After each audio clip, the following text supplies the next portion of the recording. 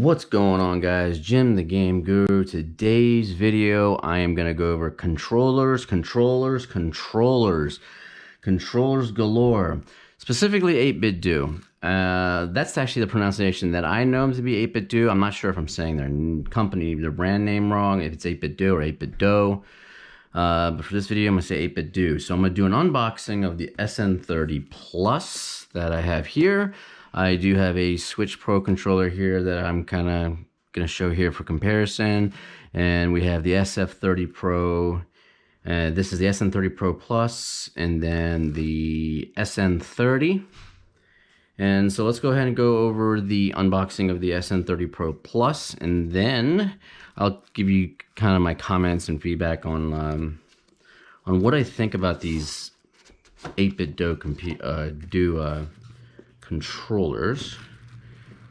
So standard box, nothing really special here, with just the kind of features and what's on there, and this nice little gray box is inside. 8BitDo Ultimate Software. Woo!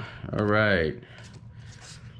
Controller comes in here with a nice little plastic covering. We'll remove this as well. And we'll pull out this little beauty here so we can see what we got working with here. Awesome controller. It feels really, really solid. I actually ended up picking up one of these earlier for the NVIDIA Shield, but I think I'm going to move it over to the Nintendo Switch. Sorry, this is my second one that I've purchased. Input lag is really, really minimal on there. It's pretty responsive. Got a little manual that comes with it. This is a rechargeable. It uses a USB-C for its connectivity. The buttons themselves here are very, very, very nice with the clicks. I like how responsive it is. The D-pad feels fantastic here. The analog sticks, they move very, very smoothly. Start and select feel good. And you can see there's a pairing lights going back and forth there. I've never had an issue with the battery with these things. These things actually charge up pretty quickly and they last a long time. The L and R feel really good. The only thing with this particular controller that I'm not the biggest fan of is the analog sticks here. I mean, they feel okay when you push them down, but they feel a little thin. I don't know, maybe there's not a lot of support behind the analog sticks. I wish there was a little bit more support. There are extra buttons here too you can use for home screen and screenshot. These controllers do hook up to Android, Nintendo Switch, as well as your PC. But yeah, feels good. Nice solid weight to it. USB-C charging cable that comes with it too. It's not very long, but it does the job. So here's the size. You can see the size comparison between these controllers.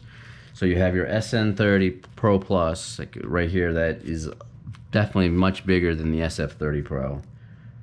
The SN30, which does not have any analog sticks or triggers. So your SF30 will have triggers on the top.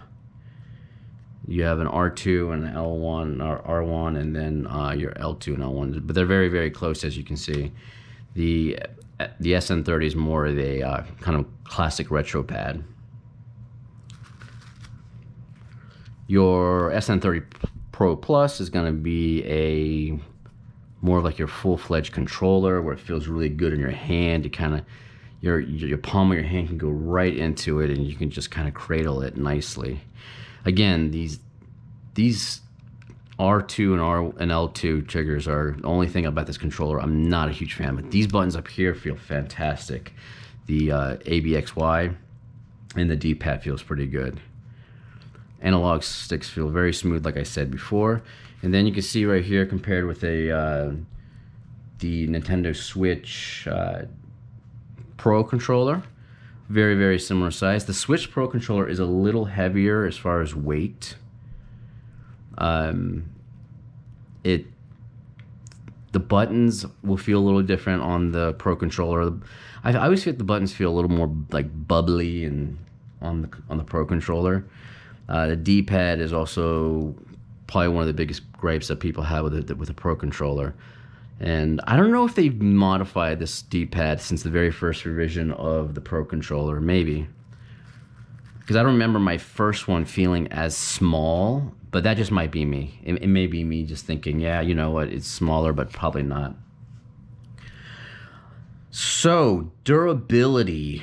So durability is one of the biggest gripes I have with the Switch Pro controller. And this is an expensive controller. I mean, we're talking about $80 controller here. And ever since 2018 when I bought my Switch, this is my second Pro controller. So I spent $160 already on Pro controller for one player. And the biggest problem with the Pro controller from Nintendo is there's two areas that I find that are kind of not built well. Your L1 and your R1, and then these buttons here. So with my last controller, what happened was that these buttons, the R1 started to stick. And I take great care of my controllers and my video game stuff. And so it's not like there was food in there or anything else. But the R1 started to stick after a while, and then the X button started to lose its clickiness and give way a little bit. And that was after like a year and a half of usage, probably actually less than that. It's probably about a year. And then this is my second one, and now with the second one being about a little over a year, I'm starting to feel the A button is losing its responsiveness. It's kind of its clickiness. It's becoming a little bit more mush. So that is one of the biggest issues that I have with the Switch Pro controller. So, and because I started having issues with that, I was like, well, you know, I'm not going to spend $80 every time for a new controller if it's going to give away, like, just turn to trash in a little over a year. I expect an $80 controller to last 5 years or more.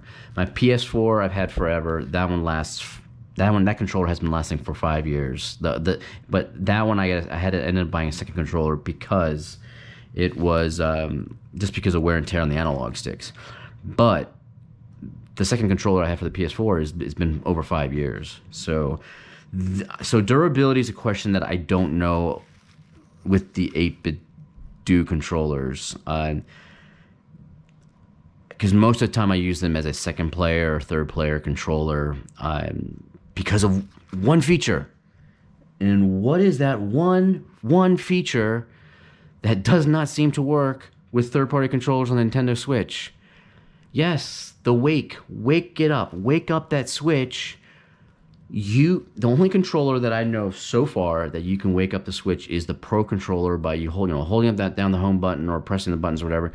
You will wake up the Switch in dock. I have not seen a solution that you can use with third-party soft controllers to do that. And let me know in the comments if I'm totally wrong and now there's a new workaround or something new. And I have not used PowerA controllers, so I'm not sure if PowerA controllers have that ability. But as far as I know, you cannot do that with the 8BitDo controllers. So, as far as the controllers themselves, I really like the construction of all the 8-bit controllers. This is probably my least favorite one. Right here is the SF30 Pro because of two things. The D-pad right here does not feel as good as the one on the SN30 or on the SF Pro Plus. The other thing I don't like is, even though you can use analog sticks here, using analog sticks and then pressing the triggers, like especially the R1 or L, it's very hard. I mean, I have small hands, and it's really, really, really hard to like my hands feel cramped when I'm trying to use the analog sticks plus click on the L1, R1, or one of the R2 or L2 triggers buttons. And that is one of the reasons why I am not a huge fan of this particular controller. I probably will not buy another one. Now that they have this version, I'm definitely going to go more for this. So I feel like you either, with their controllers, you either go for one of the ones that are like more of a full controller to use the analog sticks and the triggers, or you go with one that's more retro if you don't care about the analog sticks or the trigger button. This controller right here is absolutely amazing. It's so good. I mean, it feels like the SNES controller. The buttons feel amazing. I feel like these buttons here, the ABXY, feel much. I don't know. They just feel better on this controller than they do on their other ones. The D-pad feels good. The L1 and R1 on this controller just feels absolutely amazing. And I use this SN30 has a 2.4 gigahertz wireless kind of transmitter, and I use this with the NES Mini. So I have my hacked NES Mini here. I use this all the time with this NES Mini. Play all my classic NES and SNES games. Yeah, but this controller right here is absolutely fantastic. I love it. I love it. I love it. And I hope I fall in love with this one as well. More so now with the Switch, using it on the Switch. Again, I can't comment on the durability because I have not been able to use it as much as the Pro controller on this. It usually uses a second, third, or fourth player controller. But yeah, so here you go. You get the SF30 Pro, the SN30. You have the SN30 Pro Plus, and this is the Nintendo Switch Pro controller. But you can see comparison as far as size-wise, and this by far the best retro controller I've had. I've actually bought a few. I bought a few of the retro controllers for like that are SNES style. I think one was like Buffalo brand, and then there was some other ones, and those did not hold up. Those had issues. They had malfunctions in them. And this is the first one that, one of the first ones that I've purchased that actually feel good and it works really well. This is an amazing retro controller. But yeah, this is, and the battery life is good. The battery life lasts a long time on these. But yeah, I love it. I love these controllers. If you do know about the durability and as using it as a single player controller and just beating on it every single day, please let me know in the comments. I'm very curious to see the longevity of these controllers, on how long they last, whether you think they're a 5-year controller or if they're a 1.5-year controller like the Pro controllers from Nintendo that I've been using.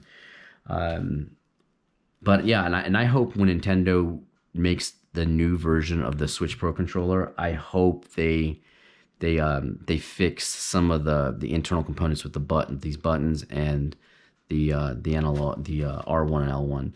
I think everything else feels fine. It has lasted, even these buttons here, the plus and minus I had never had any issues, even with my first Pro controller that kind of crapped out on me.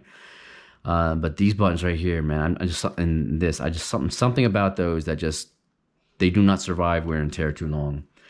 But yeah, it's beautiful controllers here from 8BitDo, and that's it. Thanks for watching, guys.